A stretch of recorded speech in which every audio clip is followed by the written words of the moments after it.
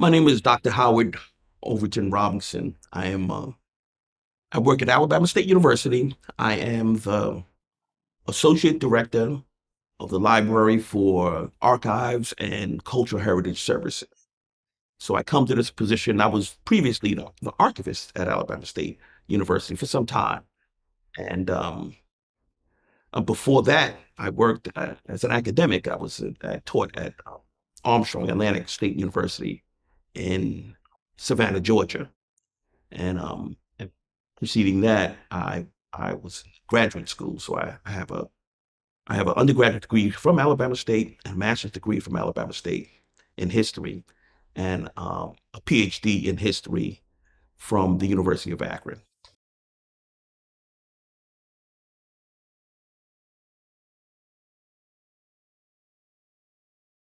Well, now Juneteenth is a federal holiday, and so Juneteenth has its origins in the Civil War period, and particularly as the state of Texas being really furthest from the coast and the most remote of the Confederate states.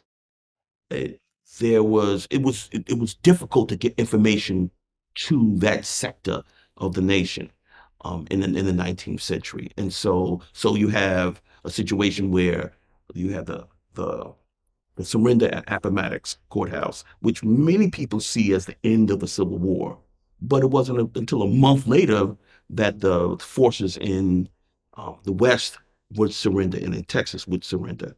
So there was a lag of information getting out to the far reaches of the nation. And at that time, the Confederacy or the Confederate state of Texas.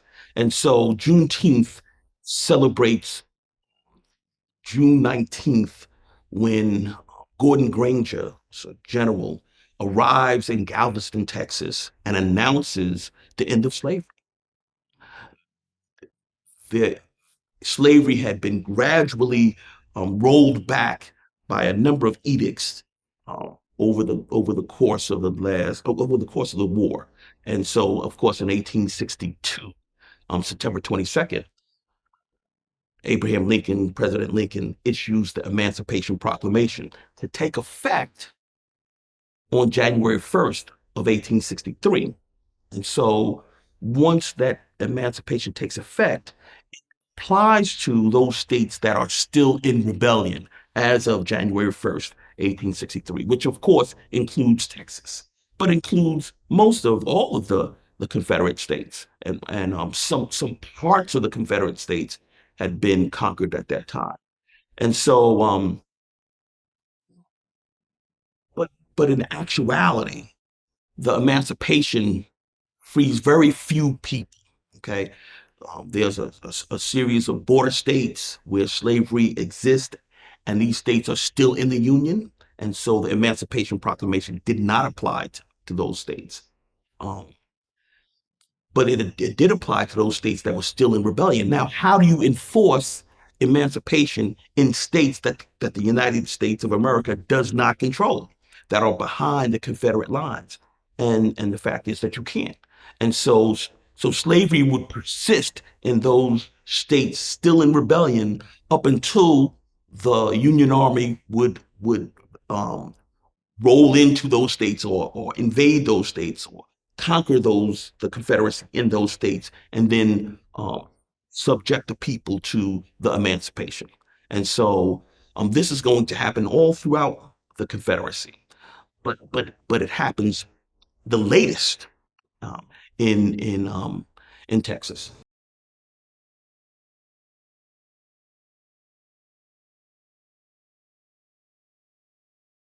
June 19th, 1865.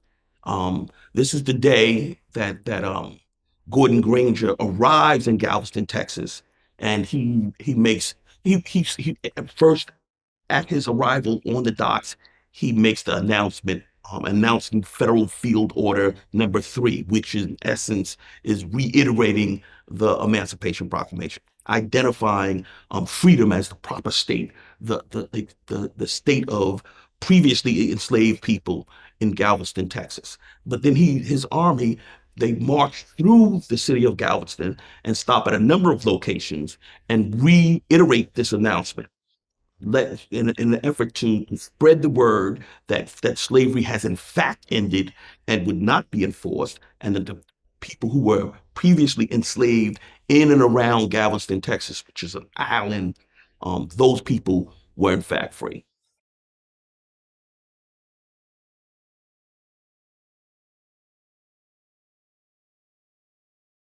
Juneteenth, really early on. So by 1866, you see early celebrations of Juneteenth. Now, it's an interesting phenomenon because there are several parallel celebrations. And so most Black communities around the nation are celebrating January 1st, Emancipation Day, celebrating the Emancipation Proclamation as the end of slavery. But of course, in Texas, the Emancipation Proclamation really did not apply to or was not in effect in Texas, in many parts of Texas, until after the Civil War. So in Texas, the Emancipation Proclamation had little impact. And so you start to see these celebrations in the various cities around Texas, recognizing that is when the enslaved population of Texas was going to hear the news about emancipation. And so starting in 1866, you start to see celebrations in Austin and Houston, and so it rolls through the state of Texas, and it really for a long time is seen as sort of a Texas holiday. And in fact, Texas is going in 1980 is going to be the first state to recognize Juneteenth as an official state holiday. And so it has its origins and early development as a celebration of the end of slavery for Texans.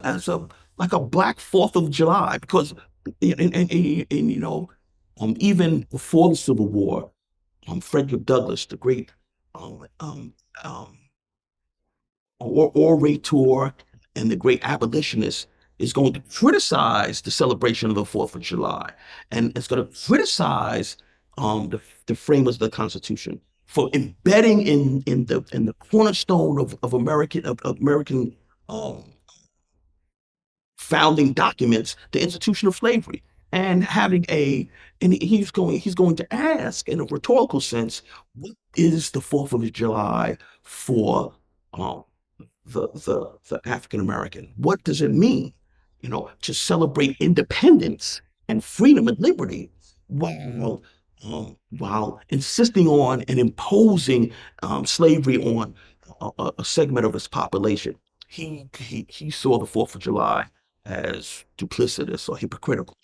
And so, with the advent of Juneteenth and other emancipation celebrations, um, they are some people call them Jubilee. It's a time of celebration, Freedom Day, and so there's a variety of names used to describe this phenomenon, the phenomenon of freedom. And so you think about what do you do in the summer,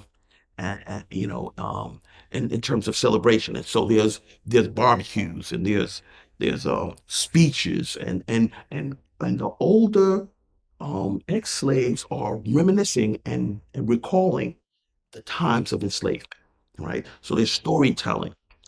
Um, oh, and then in the direct aftermath of the Civil War, during Reconstruction, it's infused with politics, and so Black people are participating in the body politic. They're voting, and they're holding elective office, and so part of that celebration is to encourage Black people to participate, in the political life of the nation. And so it becomes it's a time of revelry. It's a time of jubilation and joy and celebration, music, feasting and barbecuing and fun, dance. And so it manifests itself in that particular form in a variety of places.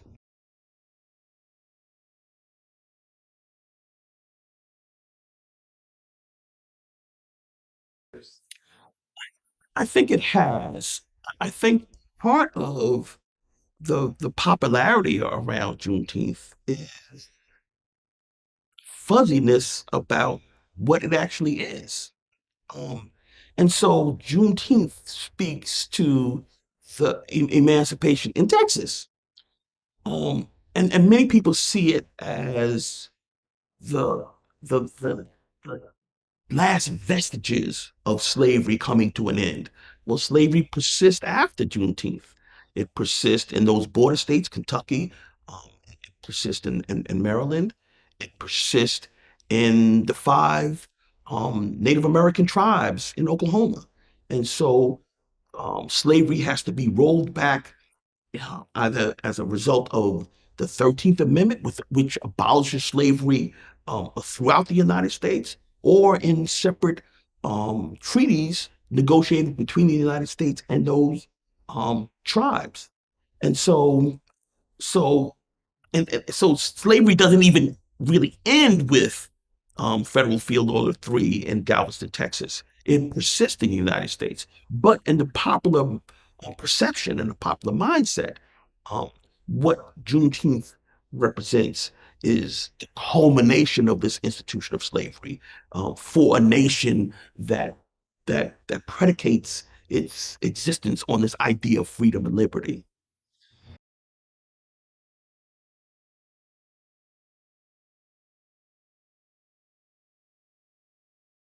So, so what happens in the African American experience is that you have several migrations. You have a post Reconstruction migration.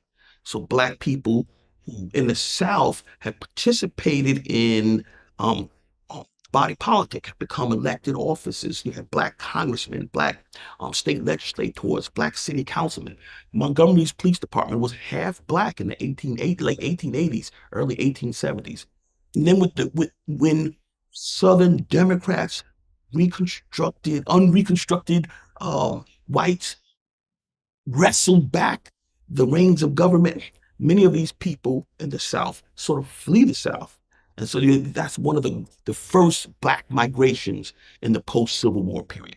So some of the spread of Juneteenth comes from this first migration, certainly the second migration during World War I, and the third migration during World War II. So as Black people are leaving the South, dispersing to other places around the nation, they're bringing their traditions and celebrations with them. And you could look at a number of activities. One thing is interesting is many people point to not only the migrations but specifically to um, Poor People's Campaign of 1968. So the Poor People's Campaign, which was sort of spearheaded, first initiated by Martin Luther King for his assassination, but it was carried out by the SCLC, Reverend Ralph Abernathy, who's an Alabama State graduate, takes over the SCLC and spearheads the Poor People's Campaign to draw attention to economic disparities in the United States and to prompt the federal government to address poverty in the United States. But people from all over the nation descend on the nation's capital, celebrate or to make these demands about and draw attention to economic inequality in 1968. And one of the things that resonates during this time is the Texans and the people who have dispersed from Texas and their celebration of Juneteenth. And so some people point to that particular civil rights episode as critical in the spread of Juneteenth. But certainly uh, by the end of the 20th century, you have the majority of states recognizing Juneteenth in some form or fashion. And so I would say those migrations, civil rights movement, and people from Texas sort of bring that celebration to other parts of the nation.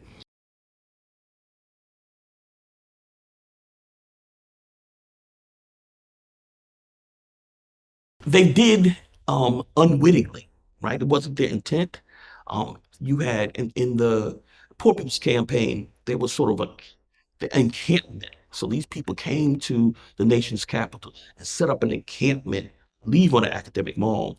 But their aim was to draw attention to um, again economic disparities and inequalities that exist, in the American experience, and to have the federal government address these issues in the form of legislation.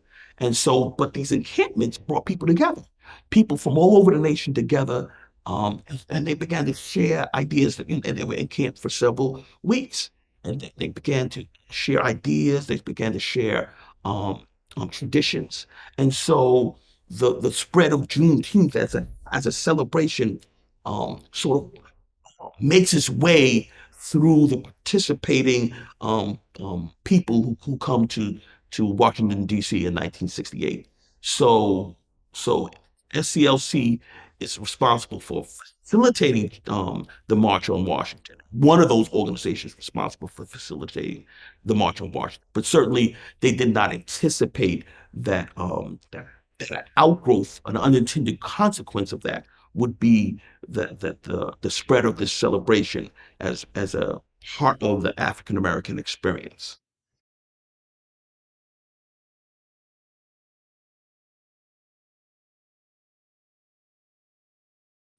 Well, certainly, you don't have a federal holiday come to fruition without people who really dedicate themselves. And you had there was a committee, a national committee to establish a Juneteenth federal holiday. And so the people associated with that committee worked for decades. And so on one hand, you had organized efforts. Then you had a number of politicians, um, both out of Texas, but in other places. Massachusetts seems to have embraced this idea of Juneteenth, and so you see Massachusetts make Juneteenth a federal, I mean, a statewide holiday. New York does the same thing, makes uh, Juneteenth a statewide holiday. So, but this is really sort of late. You have a number of um, congresspersons over time, beginning in the 1960s, throughout the 70s, and into the 80s, sort of introducing legislation relative to Juneteenth. But it's really not until 21st century that you have states really embrace Juneteenth, and a critical number of congresspersons really buy into the Juneteenth phenomenon. So I want to say 60 members of Congress and co-endorsed Juneteenth legislation. And so it really was a movement that took place over a long period of time.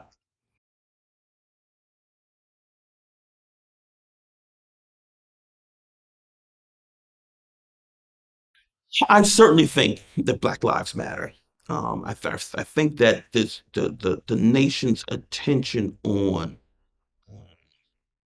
an ability to see the, the, the way that Black people are exposed to um, violence, you know, and as and that become a national and international sort of phenomenon. And the protest that arises out of the Black Lives Matter movement um, is, I think, exacerbated because there's a worldwide pandemic. People are glued to their TV sets in ways that they hadn't been before. And people are more attuned to this social justice issues in the way they might not have had time to focus on before. But in the context of COVID-19, and with a social media phenomenon that allows some of the really egregious killing of Black people by police officers in this particular case, or these cases, to be graphically, vividly, you know, shown on television and online over and over again. It really, I think, for many Americans and many people around the world, sort of gave a visual representation to a complaint that they heard for a long time. This is the complaint about uh, police brutalization of black people has resonated for time immemorial. It's just really since the founding of this nation. It's just been a continuous, complaint. And then, but then that I think it gains traction when you can see this how this manifests itself in very real examples. And so that I think you have black people with a voice, a political voice, a voice in society that I think resonates today more loudly than it has in previous years. And so those factors sort of come together and create the perfect storm. You have this significant congressional support. You have a number of states on their own, a majority of states on their own, passing laws to recognize Juneteenth. And then you have a willing administration, right? A president who is sympathetic to uh, the issues that particularly coming out of the Black Lives Matter movement, and sees this as a way to at least recognize that that the step towards uh, America, the United States, um, really embracing the idea of liberty, justice, and equality, part of that comes with the abolition of slavery. And to have a national holiday that recognizes that really core and fundamental principle of the American rhetoric and identity, the American rhetoric of liberty and justice, and the identity of America as a freedom loving country, right? That slavery undermined that, right? And so there are those who prefer to just erase it. And what I think this holiday does is, no, we're not going to erase it. We're going to celebrate it as a milestone in this nation's march towards a more perfect union. And so the holiday, I think, and the president's willingness to sign into law that holiday, and the massive push to create that holiday, I think, is in keeping with this underlining idea of liberty and justice that the United States professes to embrace.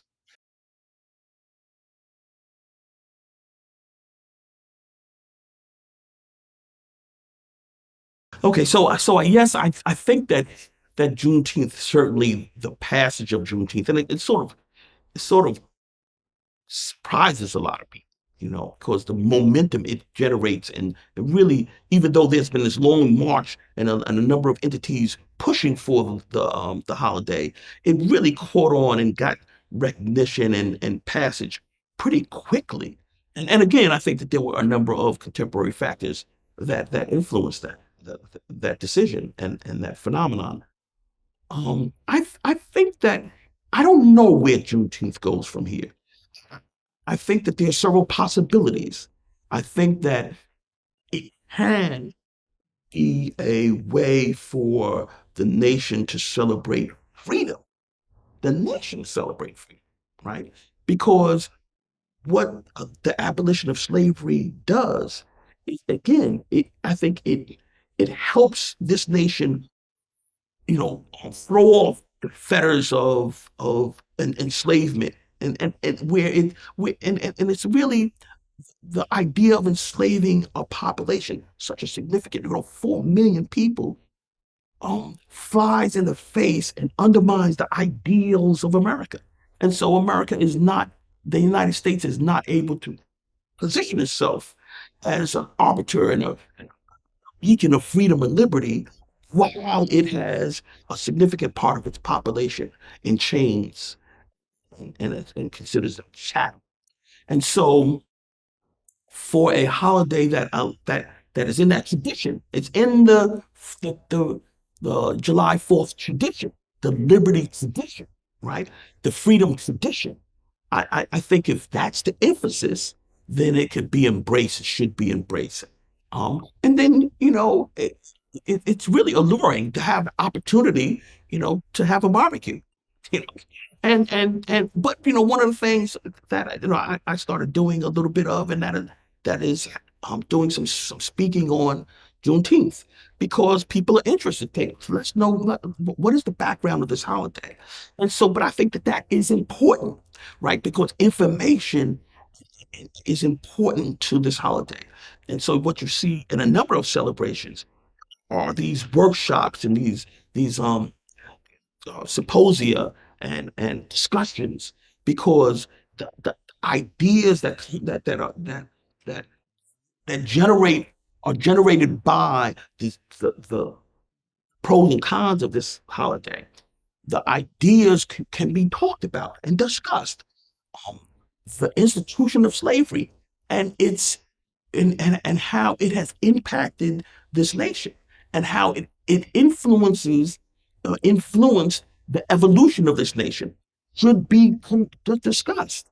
And so, um, I think that the holiday can offer uh, Americans an opportunity to have a frank conversation about um, liberty and freedom and equality, and to look, and then in that conversation talk about the contributions of various peoples to help push this nation towards, again, a more perfect union, to push this nation to sort of embrace and to really live out its pronouncements, and that you see in its founding documents, in the Declaration of Independence, and the Constitution, the preamble to the Constitution.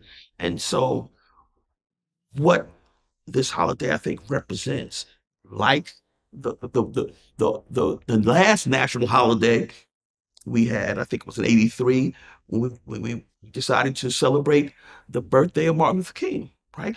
But his birthday does the same thing, right? It promotes this idea of equality and justice and liberty. And so these celebrations I think, are in the American tradition, at least the tradition that we like to promote and like to think of ourselves, as embracing.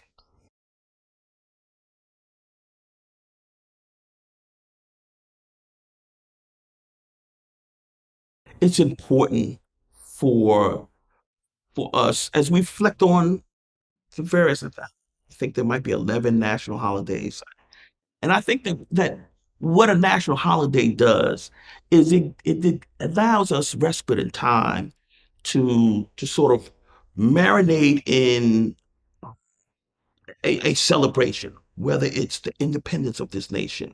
What does that mean, though? Right? What does that mean? And so I'm all for a barbecue, and I want to go to the beach, and I want to do the things that you do in the depths of summer. But I also want to be nourished socially and intellectually.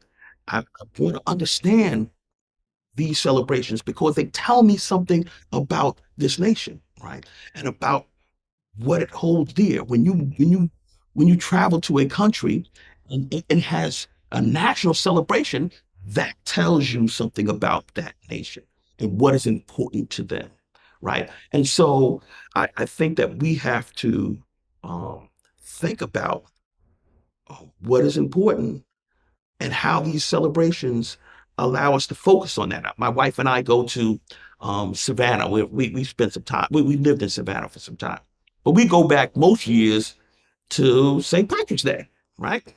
Obviously, I'm not Irish, right? Well, maybe it's not as obvious, but I'm not Irish, right? But I go to St. Patrick's Day.